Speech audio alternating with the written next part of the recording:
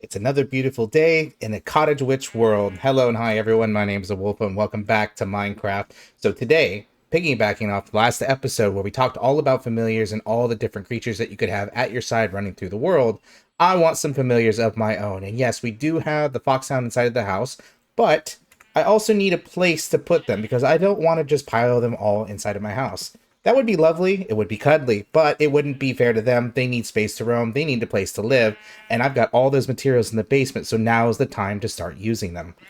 Also got a couple other materials I've been able to gather. We'll go through those in a second. But what we're going to do today is build a little enchanted grove. We're going to make some trees, we're going to put some walls, we're going to have nature breaking through those walls, but I also want to take it a step further than that, which I'm going to keep as a little bit of a secret. But it's not going to be just nature punching holes through the walls and growing trees in their place. No, no, no. I've got a whole thing that's going to make the whole bit more magical, more engaging, more interesting, maybe a little bit more fantastical feel. Dare I even say Ghibli inspired? Maybe just a little bit. But to do that, we're going to have to clear out all of this space, tear this down because this is an eyesore that doesn't need to be. Thankfully, it won't be large enough to where we have to tear down the inn that's across the way there. The villagers are perfectly safe in their environment there. But let's go look at the farms that I've been able to add to my resource collection down at the bottom. First up, we set up a little tree farm here. Functions exactly like this one, except uses enchanted turrets, which give you a little bit of discount on the spell they use, and then just a pulse repeater here that goes into a pulse repeater from Create, which sets up on a timer.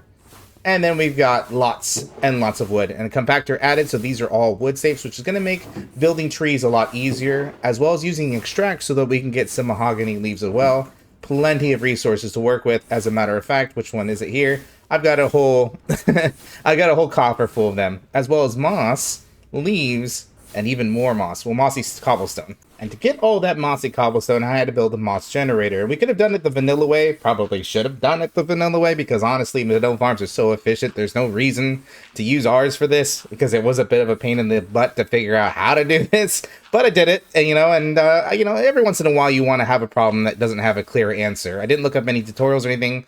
Probably should have. Would have been easier for me in the long run, but again, sometimes you just want to get a problem, you want to tackle it yourself, see if you can actually put your brain to use. So, if we come over here to look at this, I'm going to go to free cam here so you can see it a little bit easier. We have a little farm set up here. We have 2 pieces of moss on a platform. We're using a spell turret that works off a timer to generate stone, and the way it does that is Conjure Terrain Amplify with AoE 2, which gives you a nice little 3x3. Then it smelts it in a 3x3 with Amplify double AoE. Our smelt and double AoE gives you stone.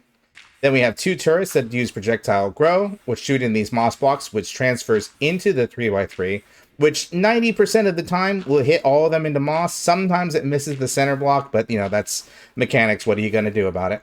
And then over here we have projectile break with item pickup. Now, how this works is pretty interesting because sometimes an azalea bush will grow here, and if it hits the top of the azalea bush, it breaks the machine and does a bunch of damage. So when these go off, just a second afterwards, I think I have it set for a 20 tick delay, which is exactly 1 second. We get this pulse that comes all the way down, moves this piston, which moves this aurora block, breaks whatever might be here, whether it's carpet, whether it's grass, or whether it's an azalea bush, and then retracts it. This is a sticky piston that pulls that back. And then after another 20 seconds of delay, this projectile break comes down and breaks everything. And it has enough AoEs on it. And these here are diamond required, so it doesn't have an amplify, so it can't actually break this.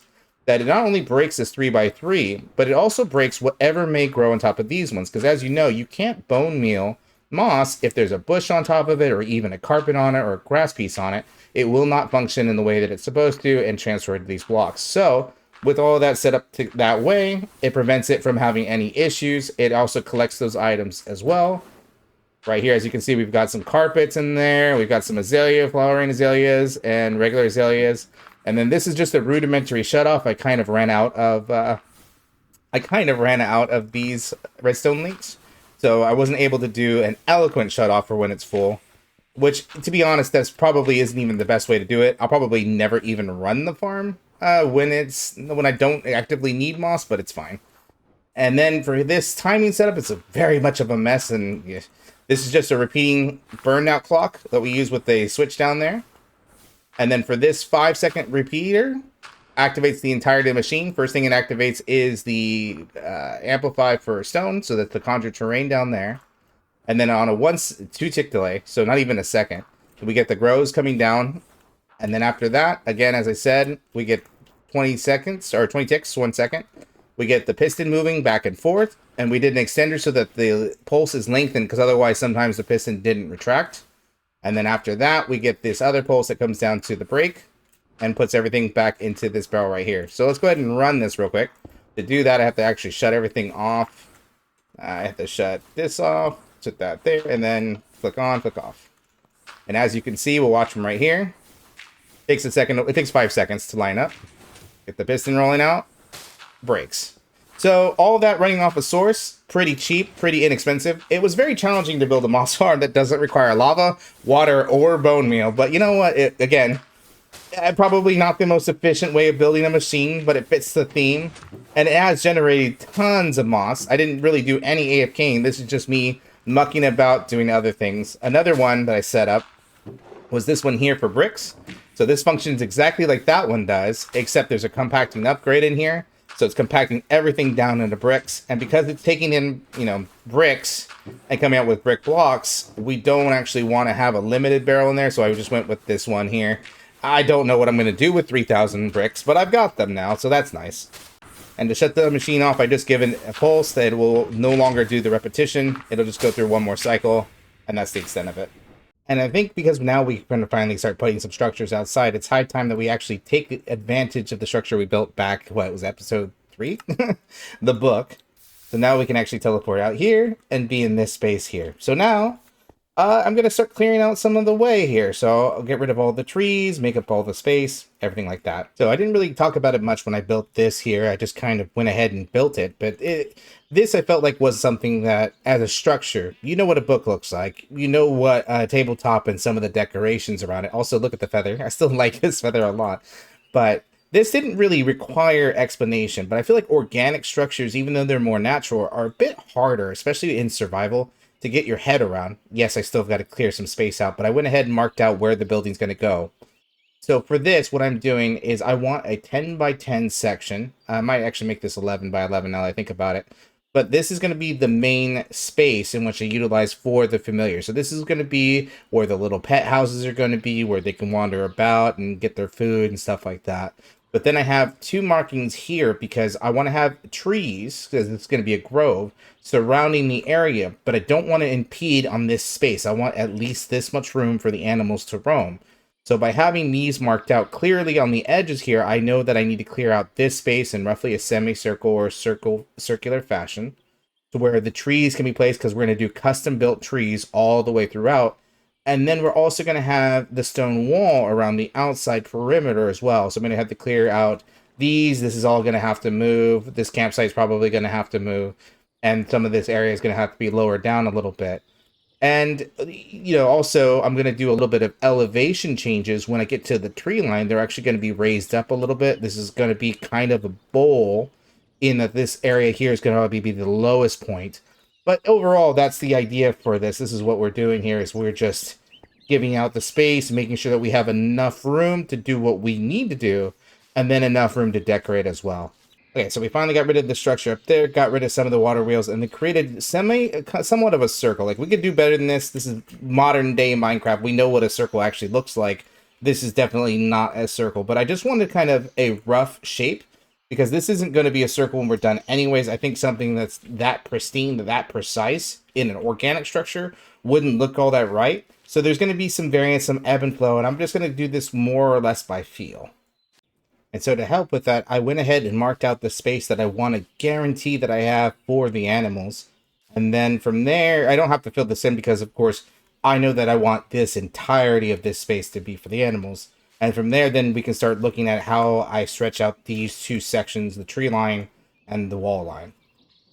And the next level was the next part was to elevate the land up a level here. As you can see, we still got the markers here so that I can visually see what is what, which area is supposed to be tree line, which area is supposed to be wall line. But primarily, I prefer to work with a sculpting mentality where I will build up more than what I need and then break away pieces as I see fit. Because, of course, we don't want this to be a uniform form of elevation all the way across the board. We only want to have some of the trees rise up, but we kind of want to add this gradual rising gradient, which is even more, we might even go a little bit higher. But overall, right now, I just kind of want to be able to sit at where this level is going to be, which again is actually going to be down here. So this is 2 levels. And I want to sculpt out how much I want to be able to see around from this inner space. To that end, help you visualize even more. So this is actually what we're working with. So now that the moss is gone, because now I have this place clearly marked as the inner part of the grove, you can see that I have more than enough height here to begin sculpting out the terrain and getting a shape to this land. One of the ways that this could help me is I'm setting up tree markers here where I want the trees. I want them to be more dense on this side and a little bit more space on this side. I might move this one over just a little bit, but you can kind of see how this is helping me shape the terrain because I know I want a tree here. So I'm going to build up to the tree to where it has plenty of room to grow because obviously the roots are going to go into the soil. But for ones like this, it's going to need the space to grow because this wouldn't have grown well if the dirt was completely suffocating it when it was a sapling. So it needs that extra space. So it helps inform me of how I'm going to shape this and make it feel more natural. Like obviously this needed space to grow. Obviously this needs a lot of dirt in order to grow because this one here is actually a very large tree. So with things like that, it helps inform the space. Because if something is completely organic, you get this blank page problem where you're not really sure how the terrain should look, or you're not really sure how the elevation should be. So having things like this as like a steadfast rule in your own head really helps to help shape and organize this in a way that your brain can comprehend. Or at least for me, that's the way I find that organics work best when I have these like guiding principles that I utilize to help me wrap my head around the project.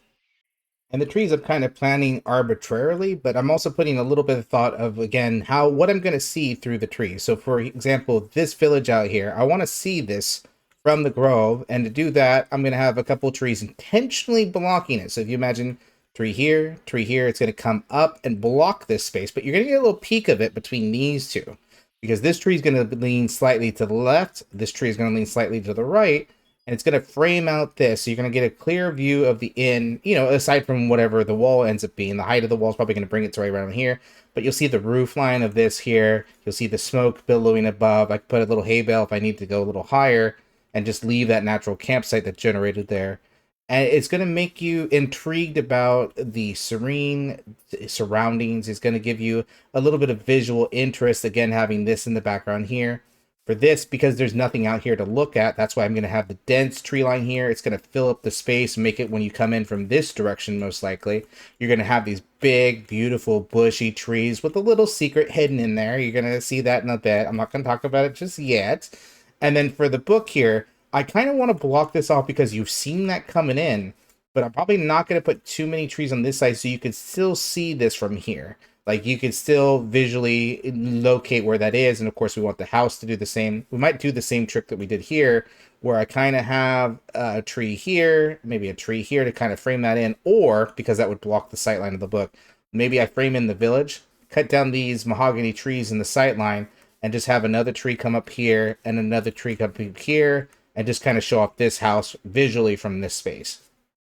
Environmentally, this could also give us a chance to do a little bit of organic storytelling where it's not a very deep or interesting story maybe you might have, like there's no protagonist, there's no villains, there's no heroes, but in nature, if there was 2 trees like this, one going this direction, one going this direction, maybe these 2 grew up around the same time and they were competing for resources, maybe competing for nutrients in the ground, competing for water, competing for sunlight. So this one branches to the right, this one branches to the left, where they have a mutual assurance of healthy growth while not getting in each other's way. Because normally you wouldn't get trees this densely packed, but I think the idea is if they do that, you can kind of get this natural kind of V shape that you sometimes see in nature. And also it does kind of give you that feel of like, yes, I can see exactly how these grew, at least in your mind's eye. And if you haven't been able to tell already, I'm not much of a planner when it comes to builds. I actually prefer organic structures over structures like this or buildings even. I like buildings, don't get me wrong. There's something about the order and shape and lines of it that are really attractive, but organics I feel like are my wheelhouse. It's just something I really enjoy because I can take the time to have this little bit of looseness to it, this little bit of play to it. And here's where the advice gets a little bit funky. We get a little bit off the rails, and this is the part where it becomes a little bit harder to do if you're not experienced with it, is you have to break your own rules. So remember how I set up a 10 by 10 square, and as you can see here, there's now area that's encroaching within that space because organically, we wouldn't have a large open field. We wouldn't have a 10 by 10 perfectly manicured square where we would have space. We would actually have some dirt encroaching. Sometimes there would be trees encroaching on the space a little bit. Roots would come down in this area. And that's one of the things that you have to do with organics is you have to set up the rules yourself and then choose when to break them. That is very important because you do need to break them because it is organic. It isn't supposed to be perfect. It has to be natural. And the only way to be natural is for it to break its own rules, just like anything in nature does. So with that, I'm more or less getting the space that I want, though. We can see for the vast majority of this, I have this playground to work with, this flat and level terrain, but you do have to break that up a little bit. You do have to cheat a little bit as we're bending the rules that you set out for it.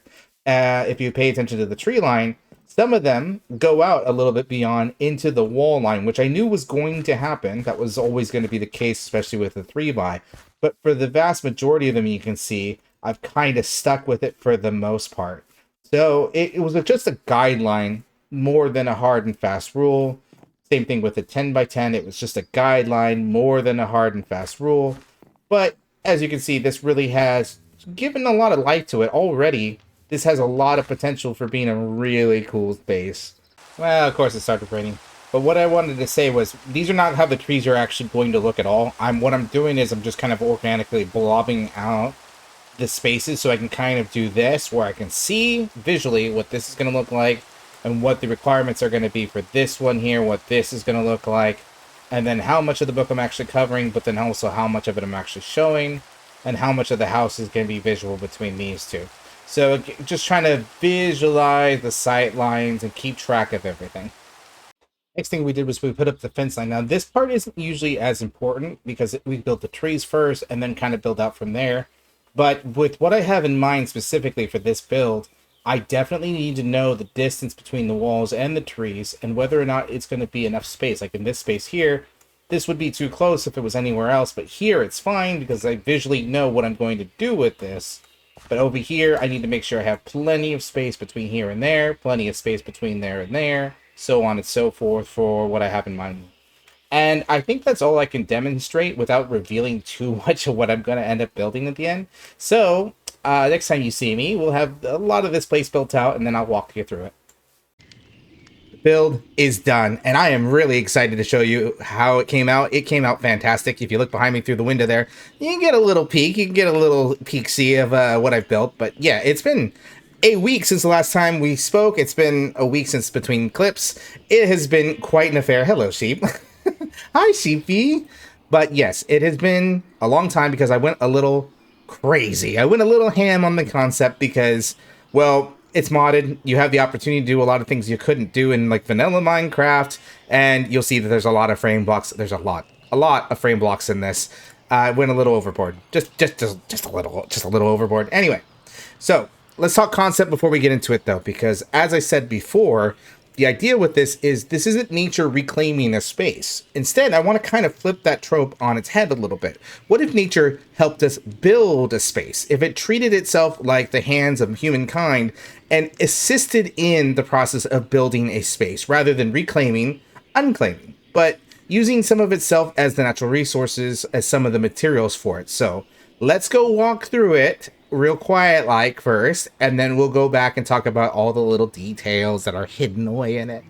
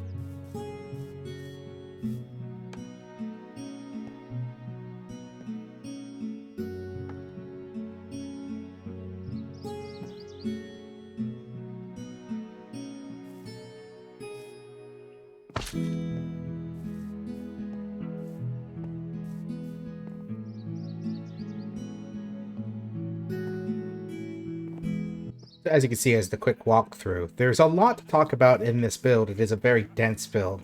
First, we have a bunch of vines of either dark green terracotta, lime green terracotta, or moss creeping along the walls, which themselves have seen better days. There's holes in them, there's spaces above and that are collapsed. In this part here, it's only too high, so that we get a good visual of this building. That's the actual practical reason. But the wall is too high here. But then over here, you see the wall is much higher, much taller, with trellises, lattice work going across the top of them.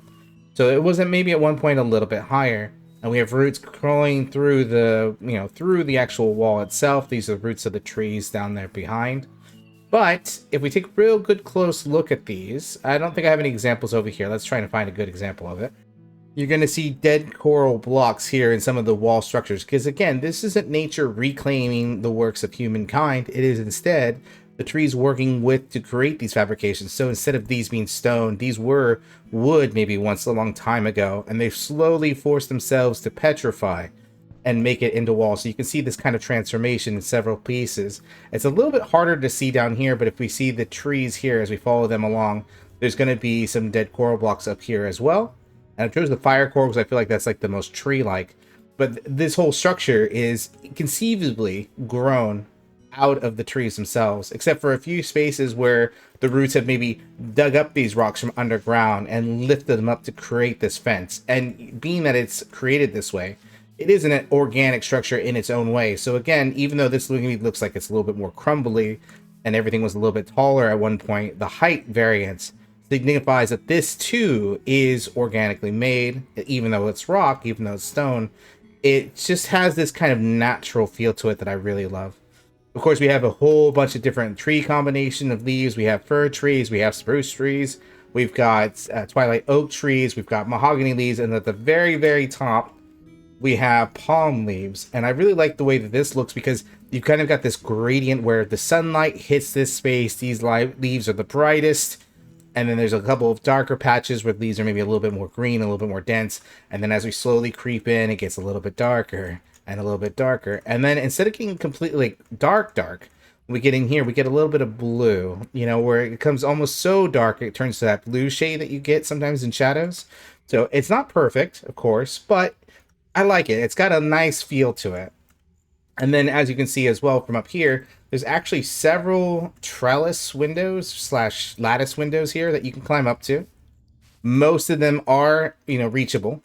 You climb up the lattice work here and you get these beautiful little things that you can look out of. And from the outside, it kind of looks like the trees are holding up these areas because that's what they're doing. They've created these windows works. The branches have broken themselves off and created these lattices and flowers have woven in there over time. And yeah, the trees are actually holding these up rather than, breaking them down. But of course, that's not all. We've also got a little bit of a trellis path here. I kind of like this one a lot. You can traverse from tree to tree. And it makes it possible to parkour your way through each one of these for the most part. And then up here, we have the start of what you see at the top of it when you look at it from above. The 3 roofs that they have organically grown in the trees. And each one of these is traversable, as you saw through the walkthrough. They are places. I'm going to set up a warp pad at some point, but right now you can physically go up there.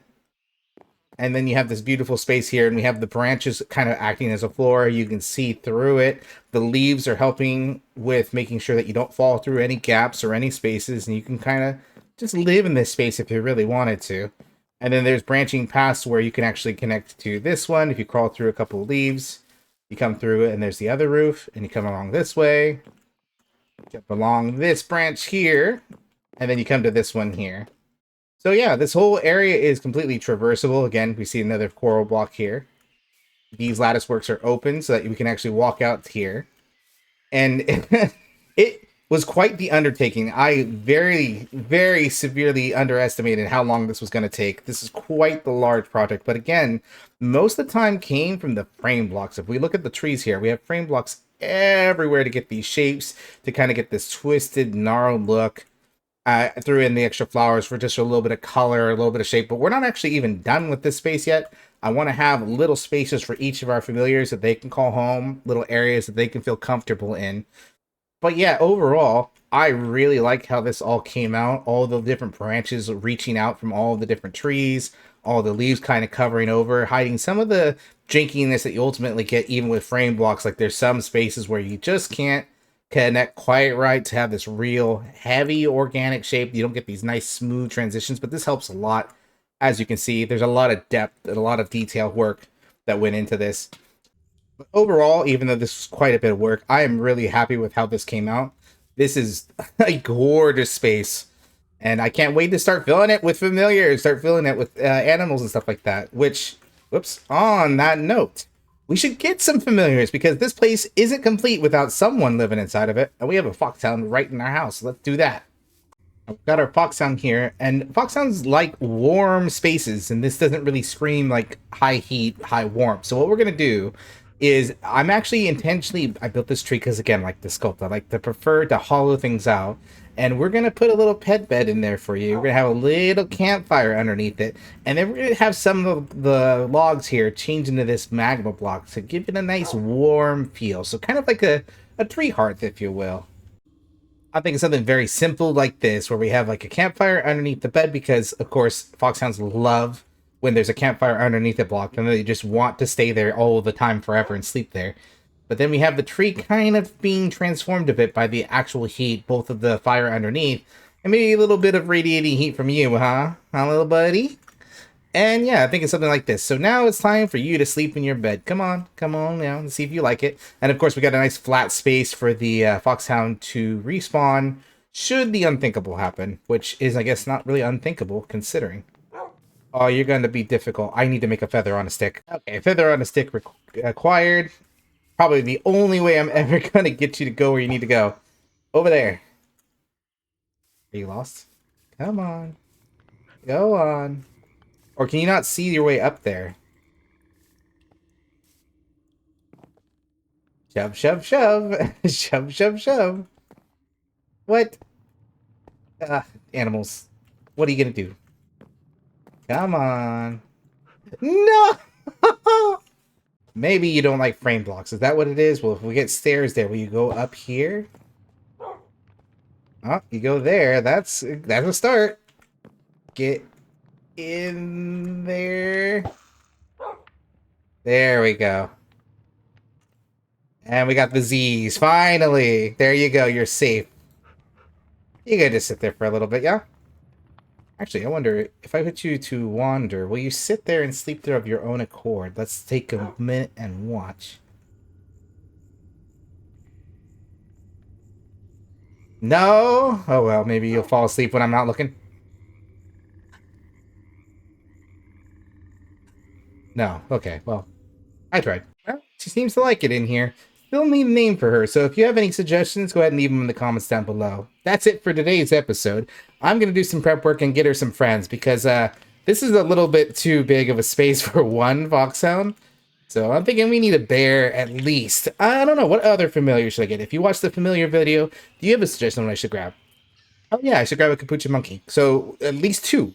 We're gonna have a capuchin monkey and a bear. I have that on lock. But if there's any other animals that you think I should have as a familiar, let me know down below. Thanks all. Have a great day. Bye bye.